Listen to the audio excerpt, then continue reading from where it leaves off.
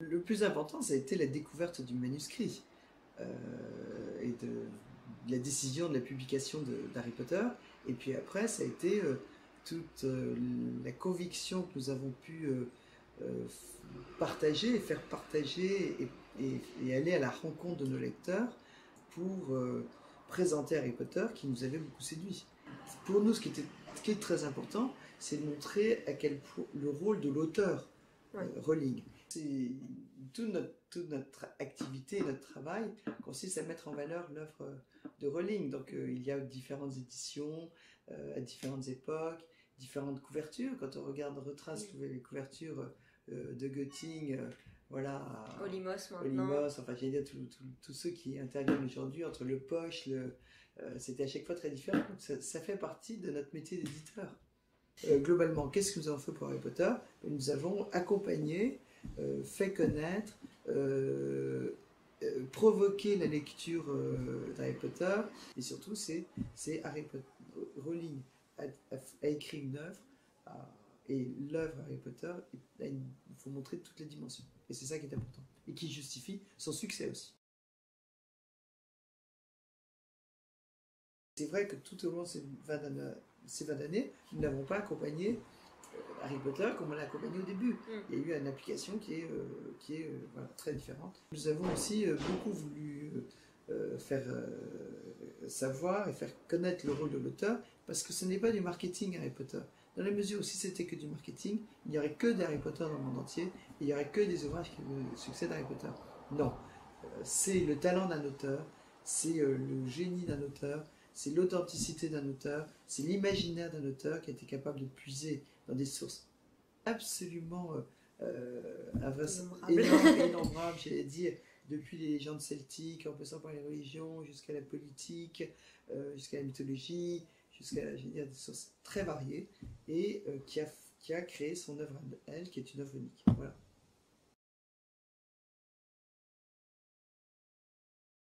Quand on se souvient, il y a 20 ans, personne n'aurait imaginé l'avenir d'Harry Potter, la vie d'Harry Potter, le fait qu'Harry Potter a marqué une, si ce n'est plusieurs générations, le fait qu'Harry Potter ait donné envie de lire à d'innombrables enfants, mais pas qu'enfants, adolescents, adultes, et puis aussi le fait qu'Harry Potter, que Rowling a donné envie d'écrire. Ouais. Et quand on voit le nombre d'écrivains et d'auteurs aujourd'hui qui ont été inspirés par Rowling, Pullman et Rowling ont été à l'origine de la littérature pour adolescents. Aujourd'hui, c'est quelque chose de courant, la littérature pour les adolescents, la littérature pour les young adults. Voilà, ça fait partie de notre quotidien. Il y a 20 ans, ce n'était pas le cas. Plus qu'un genre littéraire, ils ont créé une littérature. Une littérature, et ils ont répondu à un public qui précédemment allait de la littérature pour enfants à la littérature pour adultes sans savoir de l'importance, le développement de la littérature pour adolescents qu'on trouve aujourd'hui. Il n'y avait pas d'entre-deux. Donc il n'y a pas d'entre-deux. D'abord, tout était lié à Harry Potter, puisque la pièce de théâtre, c'est 19 ans après, 19 ans plus tard, que quand on lit bien la dernière petite phrase du 7e volume, nous pouvions supposer qu'il allait y avoir une suite, et qu'effectivement la pièce de théâtre démarre par directement en lien avec la conclusion du 7e volume. Nous souhaitons continuer à publier l'œuvre de Rowling pour les enfants, ça nous paraît, ou pour les jeunes, ça nous paraît absolument évident. Donc, la pièce de théâtre qui a été jouée en Angleterre en 2016 et dont nous avons publié le script, ça nous paraissait normal de faire partager cette pièce de théâtre au plus grand nombre. Et ce qu'il y a d'extraordinaire, c'est que Rowling, on dit qu'elle a fait lire, mais elle a fait aller au théâtre. Et quand on imagine, quand on réalise les ventes de cet ouvrage, c'est extraordinaire de voir que autant de jeunes, autant de lecteurs pour une pièce de théâtre, ça n'était pas du tout évident. Donc voilà, donc pour nous, il y a une logique de publier cette pièce de théâtre. Nous avons eu la chance d'y aller, nous l'avons aimée et nous voulons la faire partager. Alors peut-être qu'un jour elle viendra en France, j'ose espérer, je suis à peu près sûr que ça arrivera, et pour l'instant nous n'avons pu publier que le script.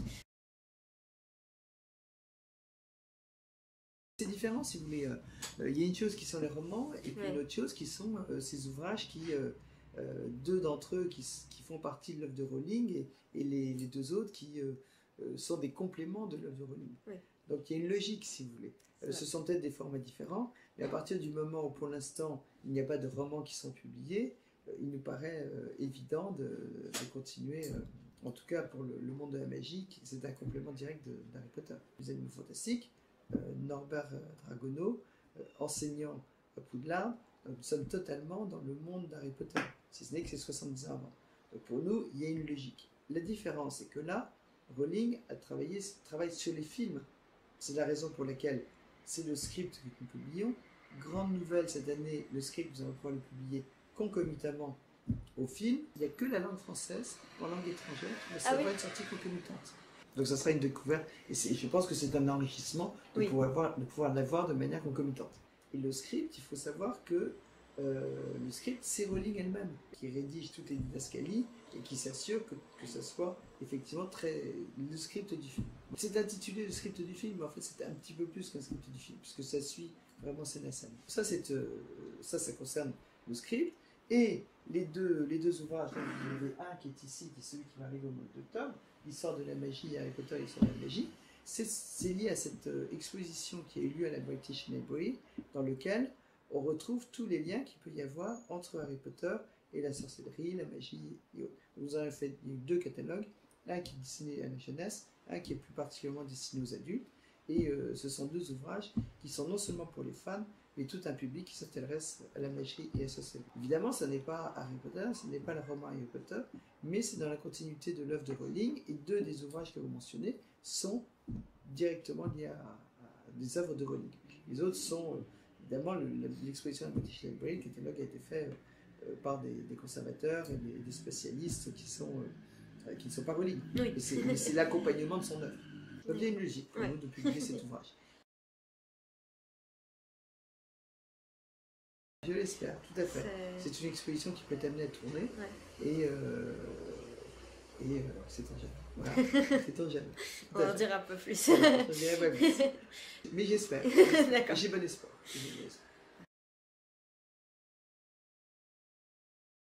Ça, ce sont des ouvrages qui sont dérivés du film, directement. Et qui permettent d'aller plus loin dans le film. Donc vous avez différents types d'ouvrages, différents formats.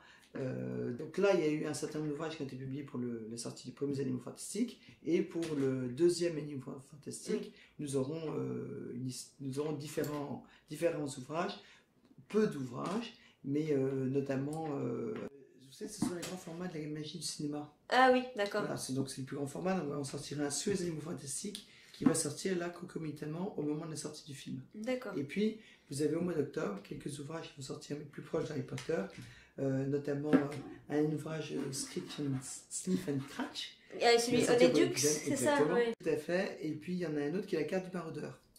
D'accord, voilà. Oui, effectivement. Donc ça, c'est important aussi, avec une baguette magique.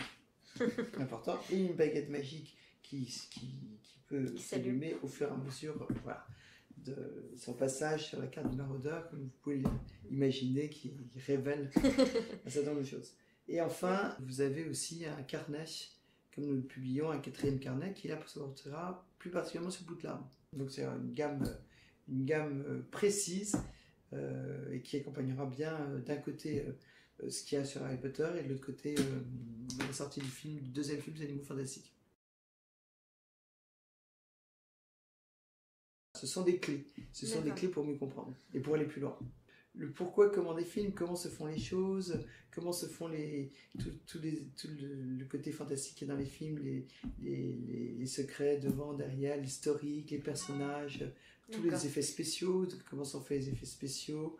De temps en temps, quand vous voyez quelque chose dans une image, vous avez l'impression d'un personnage très grand ou d'un nain, au contraire. Comment est-ce qu'ils font tous ces effets? Enfin, je veux dire, il faut vraiment regarder page à page, quels que soient les ouvrages qu'ils ont fait à partir du publishing, il y a toujours une révélation. Et puis là, ce qui est intéressant, c'est quand vous voyez les ouvrages, ce sont des ouvrages dans lesquels ils sont truffés d'éléments spéciaux.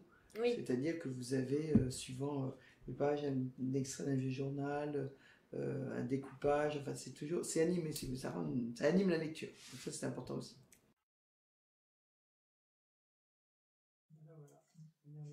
Ça, c'est une double page. Waouh. Ça sortira cette année? Absolument, oui. 14 novembre. D'accord. Tout en même temps. Et là, celui-là, vous avez 6 doubles pages, et quand vous posez les doubles pages, il pourra s'ouvrir pour que chaque double page vienne se compléter et vous aurez Poudlard complété. D'accord. Vous pouvez rentrer par des tirettes à l'intérieur. D'accord. Vous voyez à l'intérieur. On voit bien la grande salle, vraiment, les détails, c'est vraiment à l'identique. Il y a toute une activité ici, donc vous avez inclus ces éléments. Ah, d'accord.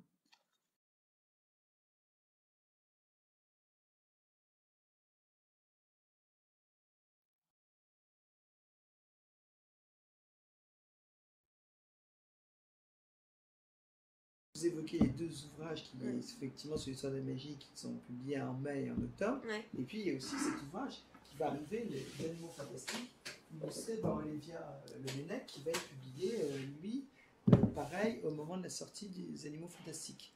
14 novembre aussi.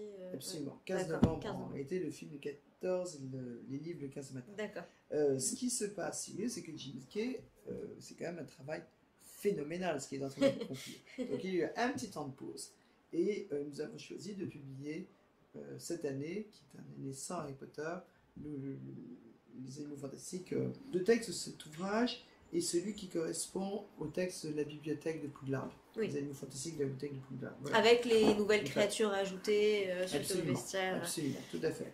Et là, quand on voit, vous avez un travail qui est fantastique. Ah oui, les illustrations sont vraiment incroyables. Donc ça, c'est pour cette année. Effectivement, vous avez raison. Il y a les contes de Gildan Lebard qui vont être publiés et en Angleterre et aux États-Unis dans un cas avec Chris Riddell et l'autre Lise Berger.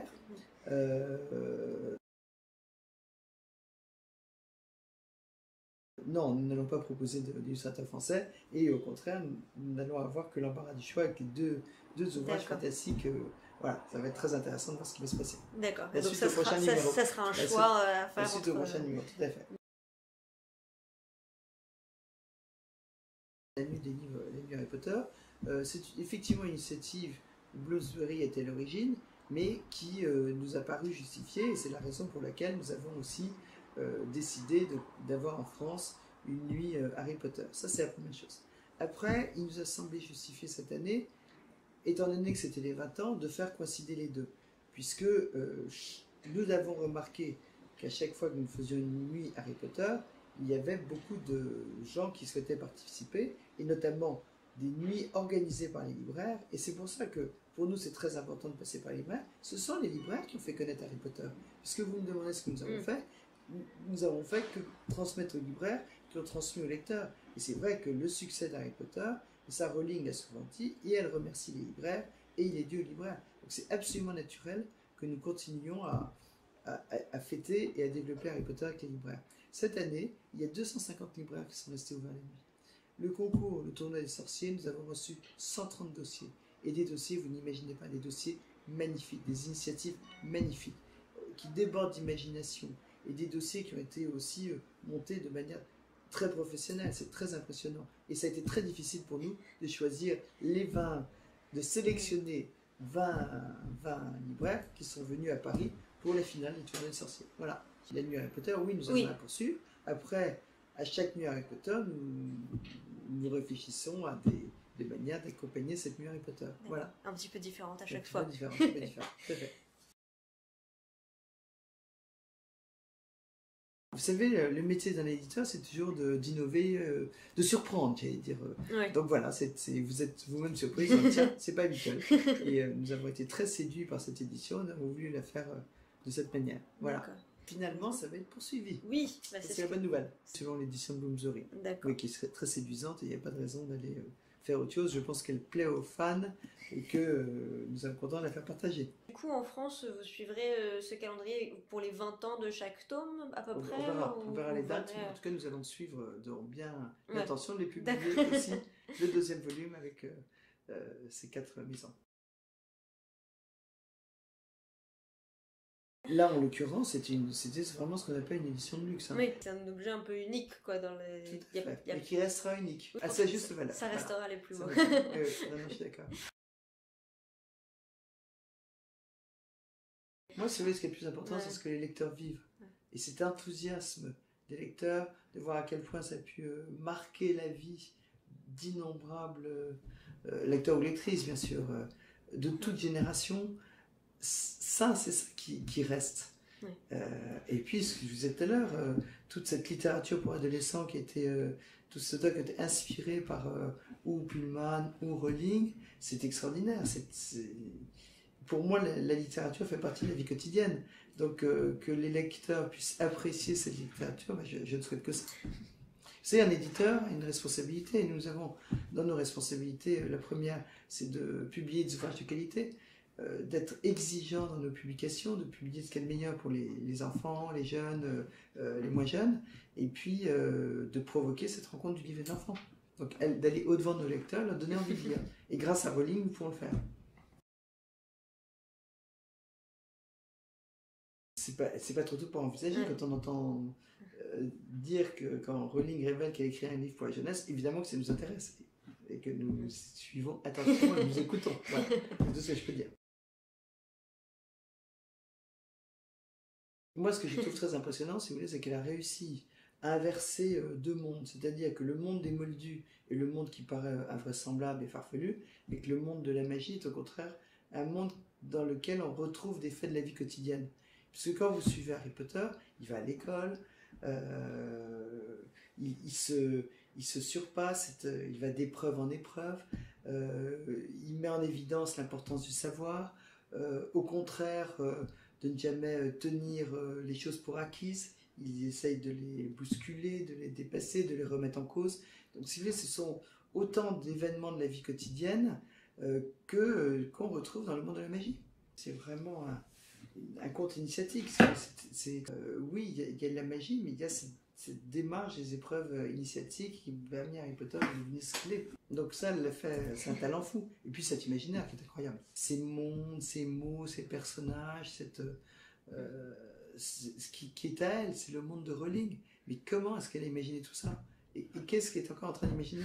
C'est ça qui est incroyable. C'est quand même, il faut reconnaître, dans les 20 dernières années, un auteur exceptionnel qui a été en tête des meilleures ventes de l'édition. Mais Rowling, ce n'est pas que des chiffres, au contraire, le plus important, c'est le contenu, c'est son œuvre. C'est le fait que les animaux fantastiques vont rejoindre de manière encore plus évidente Harry Potter, et que ça va faire former le monde des sorciers, dans la mesure où vous allez avoir, sans faire de révélation, je crois que c'était évoqué, Dumbledore, ça se passe aussi Poulard, donc si vous voulez, ce sont autant de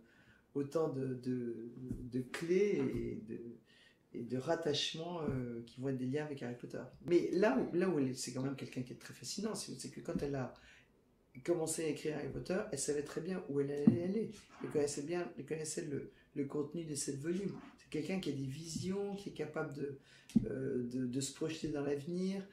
Là, c'est pareil, les 5 films des animaux fantastiques, je suis à peu près sûr qu'elle sait ce qu'il va y avoir dans les 5 films.